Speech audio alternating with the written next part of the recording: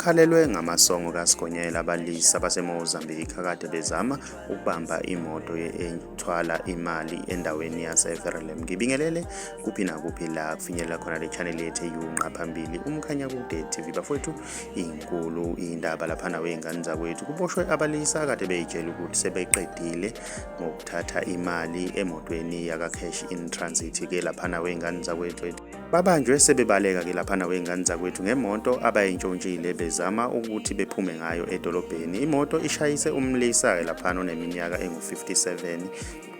Ithe mayiqeda lapho ke yashayisana nethekisi ke laphana wengane zakwethu la yongena eweni lapho khona okufike khona bosizo ke laphana wengane zakwethu oluphuthumayo abe reaction laphana wengane zakwethu okuyinkampani esizayo ke laphana wengane zakwethu ukulwa nobugebengu endaweni yaseverelum laphana wengane zakwethu. Babe sebeboshwa ke laphana labalisa wengane zakwethu nabo sebathe ukuthi baxoxe nabo kancane. Ngiyafisa ke mina ukwazi ukuthi wena ngabe kuthini okwakuphawula. Ke sidibane laphana kwi-comment section yezwe ukuthi wena ngabe kuthini okwakuphawula. Mawumusha ngiyacela ukuthi wenze okulungile ucindezele subscribe cinzene bell ukuze uzothola njalo ama notification masiposta ivideo entsha.